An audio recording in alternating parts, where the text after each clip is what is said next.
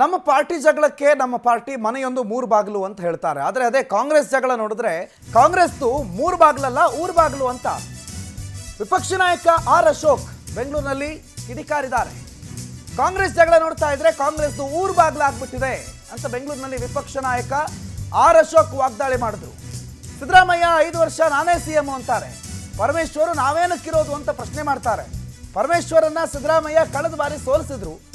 7 ವರ್ಷ ಕೆಪಿಸಿಸಿ ಅಧ್ಯಕ್ಷರಾಗಿದ್ದರು ಪರಮೇಶ್ವರ್. ಅದೇ DCM DKಶಿ ಆಗಿದ್ದು ಬರೀ 2 ವರ್ಷ.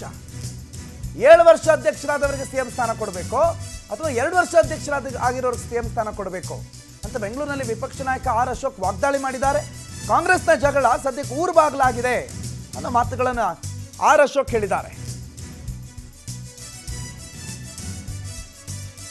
ಕಾಂಗ್ರೆಸ್ನ ಬಣ ಜಗಳವನ್ನ ಬಿಜೆಪಿಯ ವಿಪಕ್ಷ ನಾಯಕ ಪ್ರಸ್ತಾಪ ಮಾಡಿದ್ದಾರೆ. ಬಿಜೆಪಿಯಲ್ಲಿ ಈಗಾಗಲೇ ಆಗಿರುವ ಗಲಾಟೆ ಅಥವಾ ಬಣ ಜಗಳ ಬಣ ರಾಜಕೀಯ ವಿಚಾರಕ್ಕೆ ಸಂಬಂಧಪಟ್ಟಂತೆ ಕಾಂಗ್ರೆಸ್ನಲ್ಲಿ ಹೇಳ್ತಾರೆ ಬಿಜೆಪಿದು ಸದ್ಯಕ್ಕೆ 3 ಬಾಗಿಲು, ಮನೆಯೊಂದು 3 ಬಾಗಿಲು ಅಂತ. ಅದಕ್ಕೆ ಆರ್ ಅಶೋಕ್ ಮಾತನಾಡ್ತಾ ನಮ್ದು 3 ಬಾಗಿಲು, ಕಾಂಗ್ರೆಸ್ ಅವ್ರದ್ದು ಊರು ಬಾಗಿಲು ಅಂತಂದಿದ್ದಾರೆ. ಏನಂತಾರೆ ಆರ್ ಅಶೋಕ್? ರಾಜ್ಯ ಆಡಳಿತ ನಡೆಸ್ತಾ ಇರುವ ಸರ್ಕಾರದ ಸಿಎಂ ಕುರ್ಚಿಯ ಫೈಟ್ ವಿಚಾರಕ್ಕೆ ಕೇಳಿ. ಜನ ಹೇಳವ್ರಲ್ಲ ಸಿದ್ದರಾಮಯ್ಯ ನಾನೇ ಅಂತ 5 ವರ್ಷ ಅಂತ ಹೇಳಿದಾರಲ್ಲ. ಪರಮೇಶ್ವರ್ ಹೇಳಿದ್ದಾರೆ. ಏನ್ ನೀವೇ ಅಗ್ರಿಮೆಂಟ್ ಮಾಡ್ಕೊಂಬಿಟ್ರೆ ನಾವ್ಯಾಕೆ ಇರಬೇಕು ಇಲ್ಲಿ ದಲಿತರು? ಏನಿದು ಲಿಮಿಟೆಡ್ ಕಂಪನಿನಾ, ಪ್ರೈವೇಟ್ ಕಂಪನಿನಾ ಅಂತ ಕೇಳಿದಾರೆ ಅವರು. ಯಾರು? ಪರಮೇಶ್ವರ್ ಅವರು.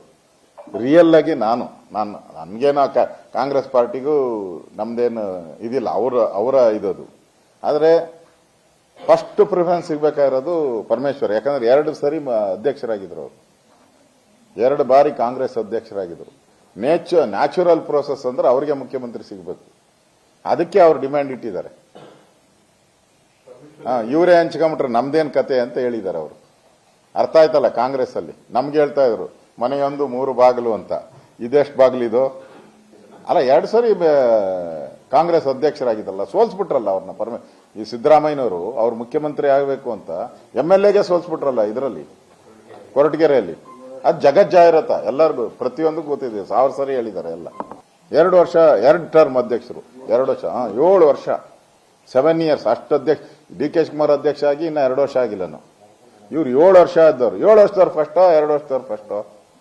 ಜನ ತೀರ್ಮಾನ ಮಾಡ್ಬೇಕು.